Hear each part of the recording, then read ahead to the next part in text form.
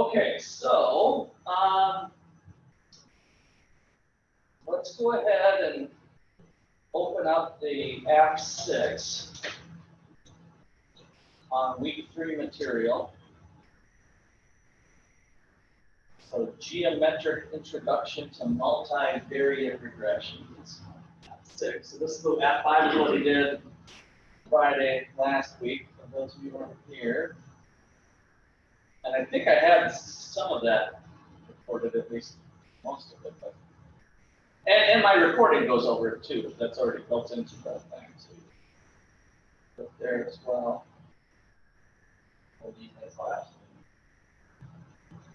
This, by the way, is me analyzing my investment property using Excel.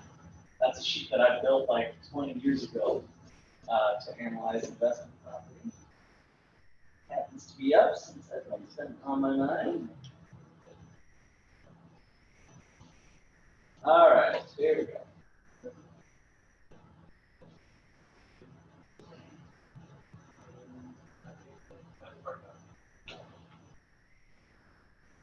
Okay, so once you get into this one, what you're going to see is the tabs down at the bottom are going to be adding on to as we progress through the material. So this yellow is what we did Friday. Okay, and then this one, now that you opened up this one, what the author is doing is adding on to it so that you're not overwhelmed with a bunch of stuff. So we're adding on as we go. So now here, we're getting into the bivariate model. So let's just take a quick run through of the tabs first again. So remember, the main thing has the data. So here is our pizza data. And the other thing I guess I wanted to do was point out that it is in your book as well, so that you can use the two together this week especially.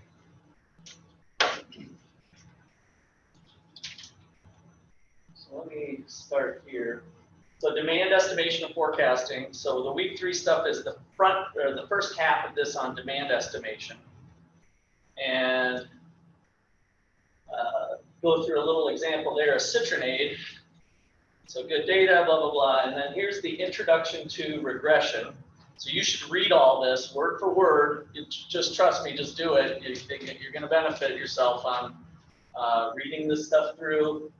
Time series versus cross-sectional data, which is what I talked about last time. What was the difference between cross-section data and time series? Because you need to know this for your final paper, depending on what your project is. What is the difference between time series data and cross-section data?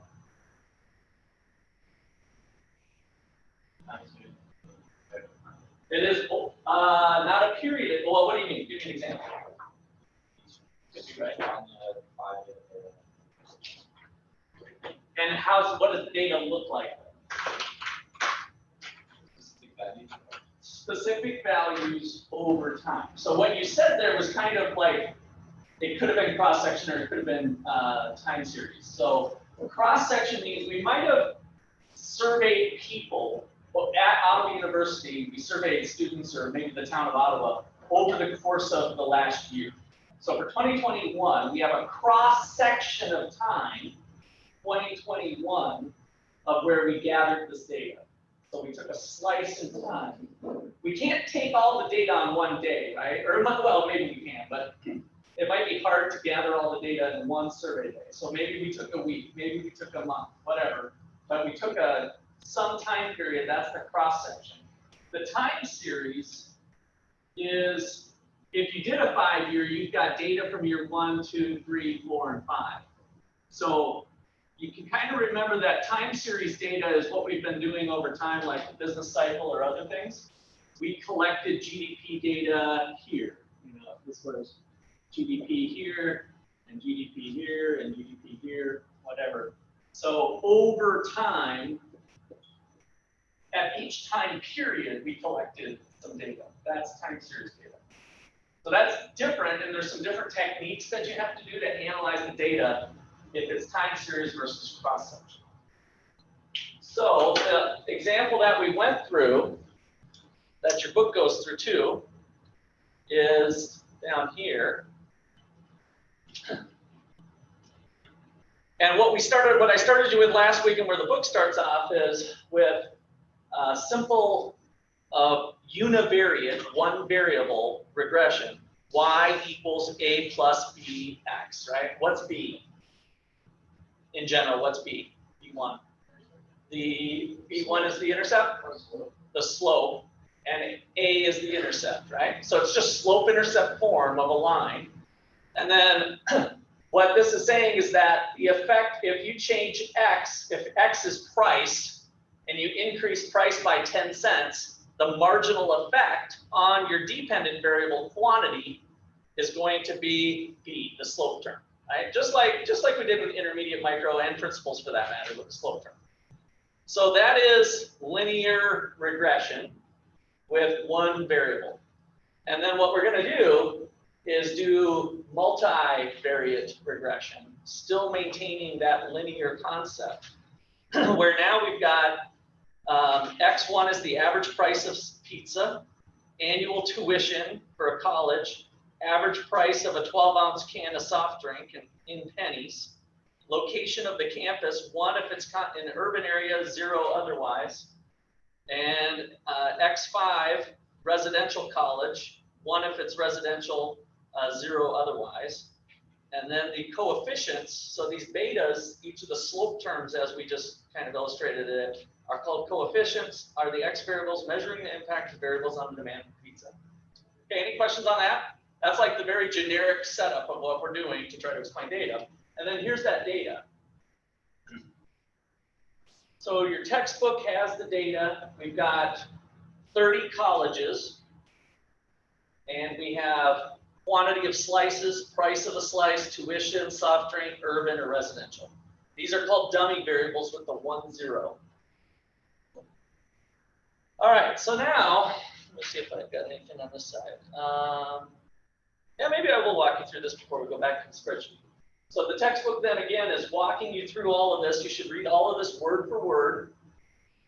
This is using software. We are using Excel to do this, but they're just talking about that there's other software programs that you can use to do regression that are honestly probably more regression friendly than Excel is. But the reason we're using Excel is because it's a good tool to be used for you guys for job skills, as my main reason we use that. So then we run a regression and we get these little estimates of the slope term. And then we get some other data. And so the statistic, the data looks like that. From Excel, it'll pump out this report to you. And then you have to interpret that report. Okay, so back to Excel. Any questions there? So now, on here, we've got that data is on the main page, and then he's got all of these hyperlinks for the univariate model, the multivariate model, and this is just a quick link that brings you to some more instructions on how to use it. And there is the data that we did on price and slices that we did just before break.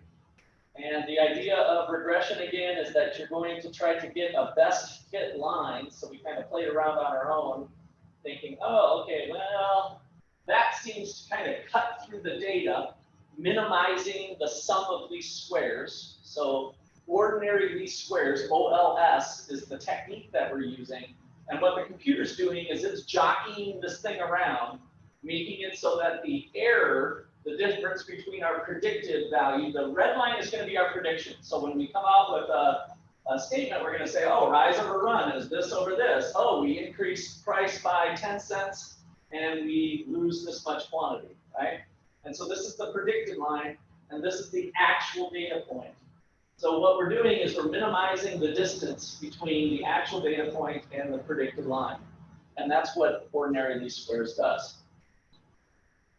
And then there's that output that I showed from the textbook. And this is what we walked through last time. The R squared, what was the R squared doing for us, those of you who were here? Yeah, how much of the variance in the data is being explained by those variables? So R squared, and you can kind of interpret it as 50% of the variation in the data is being explained by the price. 50% of the variation in the data is being explained by that. So then he breaks down. I don't think we did we do this graph? I don't think we did. So yeah, let's start here. So this was, I think I just brought you through that last part. So notice how he's putting predicted value, that's the line, and the spreadsheet is giving you all the pieces. So the intercept is 20.07, and that is the slope term for the fitted line, so he's drawing you to here. So the slope is negative 0.08.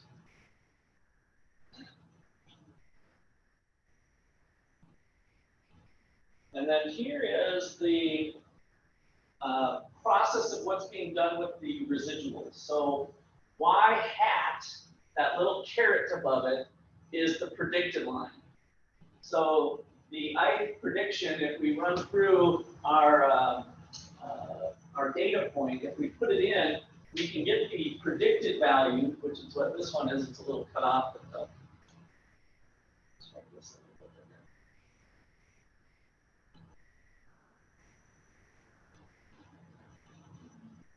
so here what he's done is taken the predicted amount of slices from that particular college, right? There was a price and there was a quantity, slammed it into the model, which had the slope of 20, or the intercept of 20 and the slope of 0.08, put that in and came up with, I would be predicting 11, but the actual amount was something different, right? And so that was the leftover, the residual.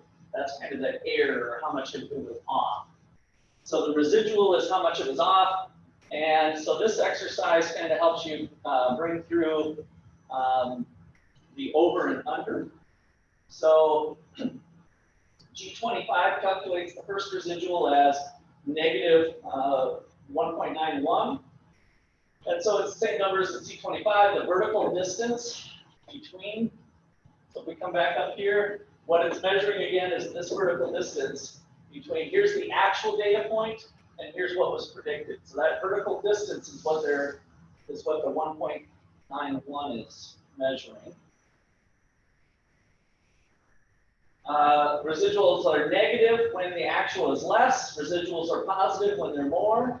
And so that's why we end up doing the squared term. Here's the equation that I was talking about, of putting in the 0.08 and the 20, and then 97.3 was the price for that particular college, and that's what generated that result. Okay, got that? Am I going too fast or too slow? Or about right? About right? Okay. All right, so then this is the one that gives the best guess solution by minimizing the sum of squared residuals. So if you want to create this worksheet yourself, rerun the regression. That's going to be your homework. So you're going to actually run the regression and try to replicate what he's got here. And so working through this, copy and paste these into the worksheet, and then you can just follow his steps right here of trying to get the amount. And here, he's kind of running you through the minimizing the sum of the least squared. So here's the predicted value, the residual, and then the actual versus the predicted from the mean, and then squaring it, and then adding them up. And that is what it's doing. So why don't you guys take some time to work through this sheet so you can do that. Okay. Just create a new tab. So I would keep your main the main, and you can grab the data. You guys know how to do that, I guess? One way you can do it is to just take this main, move or copy. Have you guys done this? Yes or no? Move or copy a tab? Create a copy, and then you're going to get main 2. Now you've got main. Always leave, this is good for your paper too, whatever your raw data is, and then you start manipulating the data, keep a raw copy of your data so that you manipulate one that's a copy of it. So we do this in number 5. It is in 5, right, it is in 5, but it doesn't matter. You can do it in, if you pulled up 6, like I'm doing right here, you can do that too. Okay, so the first thing, you didn't run a regression yet, did you? Okay, go to your main 2. Okay, good. Go to an empty cell. Actually, this one. Go to data. It does not have it. Okay, so now this is stuff we were trying to do with you, but go to file. It's easy if you want to know what I'm doing. Options. And then add-ins. And then the analysis tool pack. And the author, by the way, well, if you need to reference it, it's in the book, him telling you how to do this part. Go. Click. Tool pack. Okay. Not sure. It's just sitting there. They just hide it because they don't want to confuse people or something. So, yeah, now go do a regression. Yep, highlight your. Just that column. No, just that column. You don't. We'll add labels and stuff later. I just want to get everybody doing this, and then go to the X range. Oh,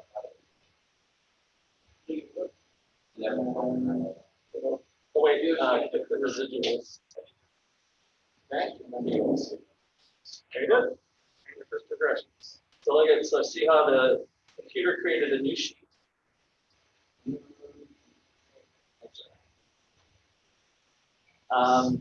But that is replicating what we have, 20.07.08. And then that clicking that box gave you this part, which is what he was asking. Okay.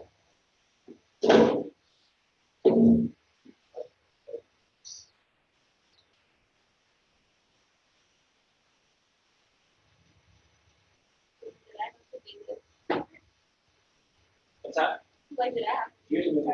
Well, he was just walking you through what that was. The main thing I wanted to do is what we just did. So, you can stay up here. So next, what I want you guys to do is to, now that everybody's on board here, go back to your data again, and this time, let's check all the boxes. So do another regression. Data analysis, session. Most of you should it's remembering your cells. But now click labels. And click standardized residuals, residual plots, line fit plots. I don't even know what this one is. I know what it is, but I don't know what it looks like. So click all those boxes, confidence intervals, and don't click the constant is 0, and then hit OK. Now look at what it gave. So click labels, click residuals, plot. Yep. Line fit plot. Not constant. Yeah. Okay, so now you get this output. And so the residual plot shows you, remember like we did the one residual was 1.91 or whatever? It is plotting that at 0, which is kind of like around the fitted line, but it's showing it vertically. So that's called the residual plot. Here's the line fit plot, which I think the author had already printed too, which if you kind of blow that up, you can start to see Your red line is your predicted line. The blue line around it. And then again, I don't even know what the normal is. Oh,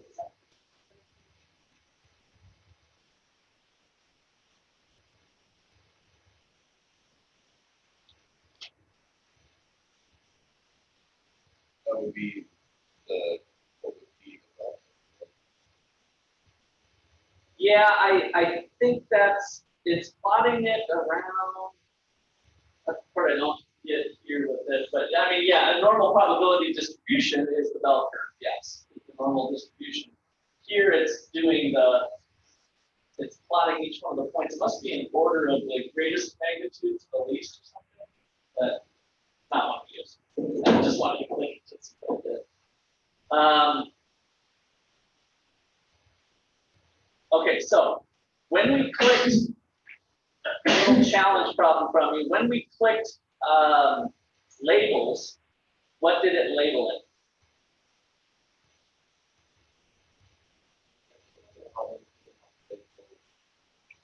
Well, look at our graphs. Maybe not the normal problem, although that one works too. But look at our best fit line. What label did it give?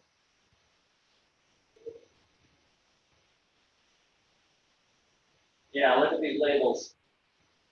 What is that? Go back to your data. The y-axis is the quantity of time. Yeah, go back to your data. 9.89 and 97.3. What did Excel do? It didn't include the first line. So guess what you can do? Now rerun a new regression. Go back to your data again. And run another one. Analysis. Regression. Okay. Now check your thing and highlight the label this time on quantity. And if you want to just re-highlight the thing, include the label this time. So that you're highlighting from B1 down to B31 and C down to C31. You want to unclick the probability plots or whatever. Now hit OK.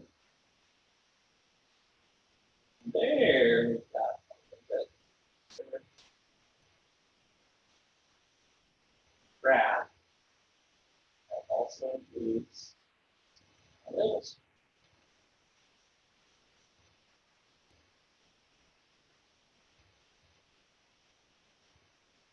Let's do that.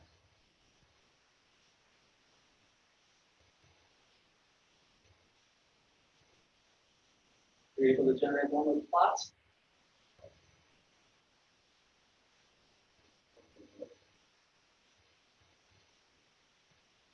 Got to include the first row. Yeah. Yep. That's all I want you to do is make sure you know how to.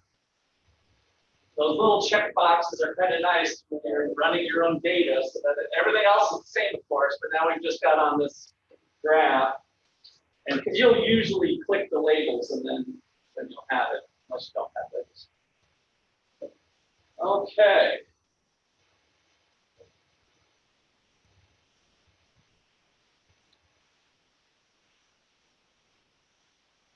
All right, so then just to kind of sum up this last exercise, so you guys got what's going on here with this crazy amount of numbers? Working on it. They're asking to replicate it, and he's basically telling you write your own formulas in here, right? Each time you go through. So this equals that number squared. Right, so he just walked, each column is just a new application of a formula all the way down to the residual squared. And then to highlight what the computer's doing, he says, go in and pick your own number and see what happens. So that's what I want you to do next is this part. I'll come around the room Let's see what it's saying.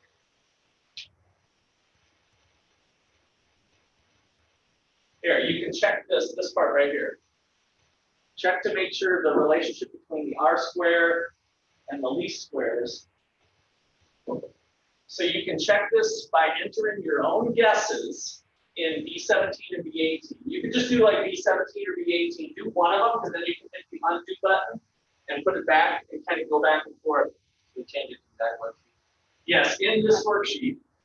Yeah, not the one you've been creating, but just go back to this worksheet.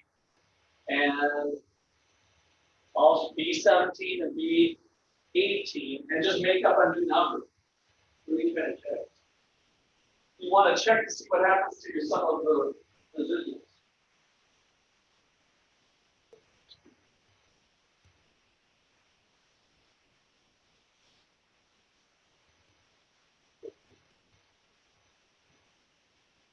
Did you see what happened? This is what it's going to be. You could put any number, but yeah, I would keep. You want to keep it like maybe make it 0.1 or something. You know, so like if you're close. And what's happening to that residual squared number? That's going up. And so what the author's just trying to show you is that no matter what number you put in, it's going to go up. So the whole computer algorithm has minimized the sum of these squares so that that line is statistically the best fit that minimizes the error distance from each data point.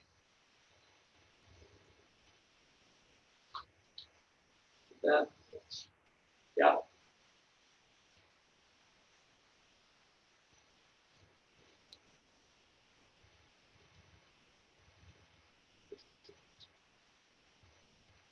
All right.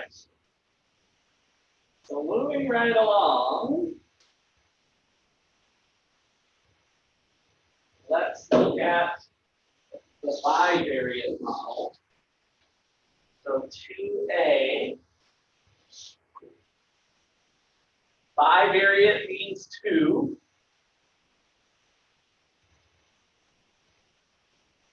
So first thing to highlight right here, when you run it in Excel, organizing your independent variables so that you have contiguous data. What does contiguous mean?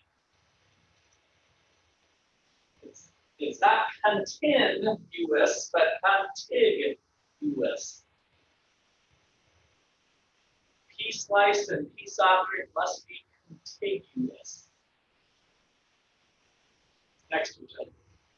That's all it is. So basically in Excel, if you wanted to run, let's go back to the main, where we've got multiple things again. And if you wanted to run, well, that actually is overrunning. So let's just go ahead and go through the exercise here. I was about to say what we're basically trying to show. All right, so the easiest way to do this, so follow this direction, is create a new copy again. As we're from your main, create a new main. And then what we're going to be doing here is follow his directions here. The easiest way to move tuition from the D to the H, click on column D with your heading, with your mouse, and highlight the entire column, and move that column until you see it with the black plus arrows. I'm just following, this is from 2A bivariate model. Depress the mouse, drag it to column H. Yeah, we're actually moving it tuition for now.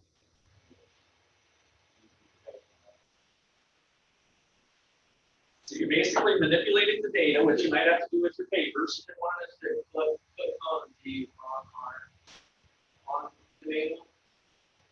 Yeah, I'll make a copy of your main first. So you're going to have main 3 or whatever.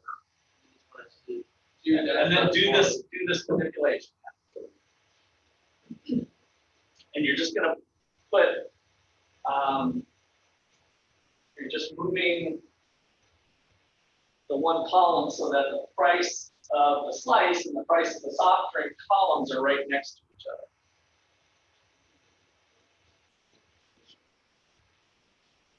Yeah, so I think if you click it from the actual D, And then I'll start to drag it.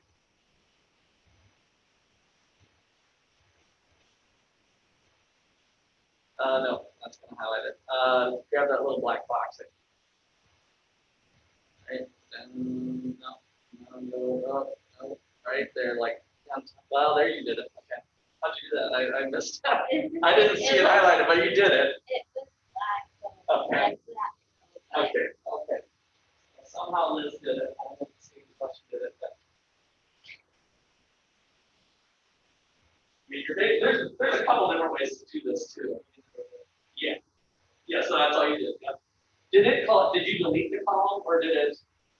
I think Liz, you actually did some sort of like cut and paste. That's why your column was. No, it was just like making, like over here it shows that the letter turns black. Yeah. And like when you see that plus, Yeah. you move it. Then you. Okay. And then one of the. Right. Yeah. Don't do that. So don't do that. So this is where. Okay. Yeah, but go on that little black dot there with the plus, and now click and move. There you go. Oh, that's the fill right. I don't know, Liz. Tell Eddie how to do it. Maybe it's that one. That Like one. arrows too.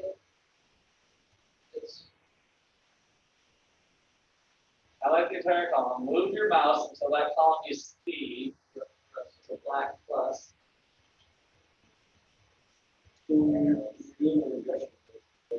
That's not even listed as the last of the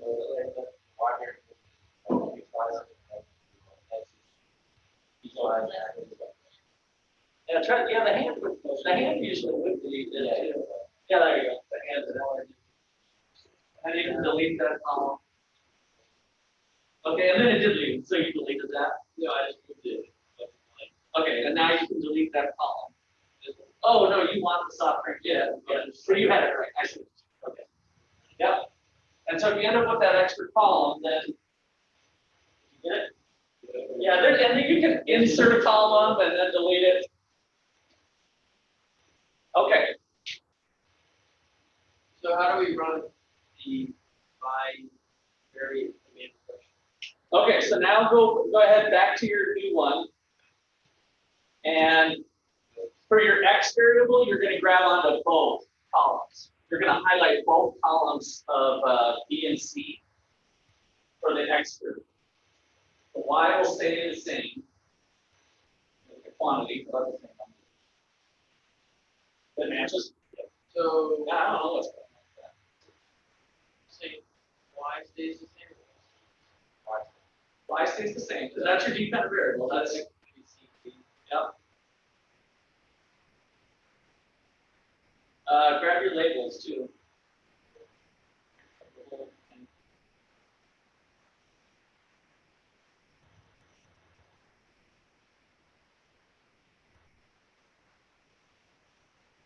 There you go. So now you've got two lines with slope terms. So now you've done a multivariate regression. Good. Yeah, go back to running the regression. Oh, don't leave it highlighted. Yeah, there. Just put it in empty cell. Okay, so that stays the same. That's our quantity. The dependent variable is the same. And then click over that. The C, just get rid of it basically.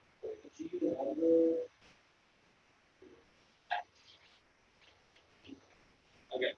Now take P slice. Nope, grab the label too. Take it in the label. Pull it all the way down to there. One more over. You want to box that whole thing. Yep. Yes. There you go. Okay. And now create it. You just ran a multivariate regression. Okay, so I think everybody ran the multivariate. Got that? So now this is kind of fun. Go to the next picture. So you guys might remember me explaining this to you with utility. You remember this when I had the utility axis here in principles class? or maybe this was intermediate, probably intermediate. Yeah, well, I don't think I did this, but yeah, the hyperplane. So there's the utility axis. So now this is going to be the quantity of slices axis. And then where the wall meets the floor over here is the price of the slice. And where this wall meets the floor is the price of the soft drink. And so now there's the data points are suspended in the room. That's what this space is, in the three-dimensional space. There's one college, there's another college, there's another college, there's another college, but the multiple variables. And then what Excel is doing is it's fitting a hyperplane, a slice thing, but it's actually fitting a hyperplane similar to what we did with the one variable. It's fitting that hyperplane into the between to minimize the least squares. And then once we get into 4 dimensions and 5 dimensions, of course we can't draw it, but it's doing this conceptually the same, minimizing the least squares.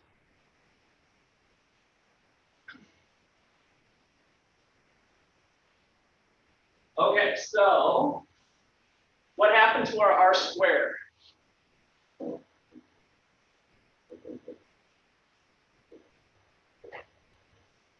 As we added variables, what happened to R squared? If you change that does that. Compared to the first one with one variable, right? Because all we did here is we added the price of soft drinks. It increased, right? So what is it now? How much of the variability of the models? 66%. So we increased the power of the explanatory variables because we're adding another variable and it was significant. And so now 66% of the variation in college pizza slices sold, 66% of the variation is being explained by the price of slices and the price of soft drinks. We're getting 66%. The R squared is 0.66. So that's how we interpret R squared as the 66.7% of the variation is being explained by that.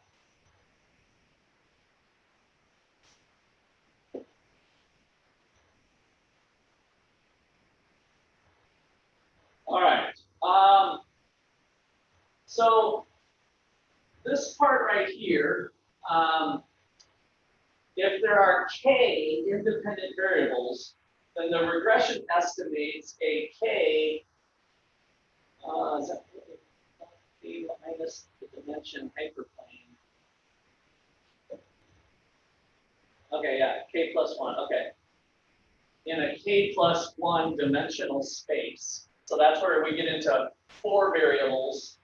Then it's 4 plus 1 dimensional space. The hyperplane has an intercept and k slopes, 1 for each direction. Don't worry, a 3-dimensional graph is all you need to visualize. And that is the multivariate. Okay. So for tomorrow, wrap up that little exercise and you can submit that to the Blackboard under the Excel apps. So we'll have multiple Excel apps, like what you've worked on so far. Finish up that.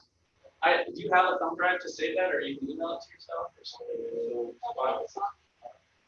Yeah, why don't you do that, because then you can submit that. Have that done for tomorrow. So 5 and 6. Basically, yeah, I guess it's 5 and 6, right? How is it 5 and 6? Well, 5, did we even do much with 5? Is 5 together? Oh, yeah, the one we just did with the copy. So we're basically close to done with it. Just finish it up. Okay. And then we'll start with the next app tomorrow. Be able to, like, no, I was thinking save a copy to the desktop here, and then open up your email and email it to yourself. Right, yeah, I'm safe. Yeah.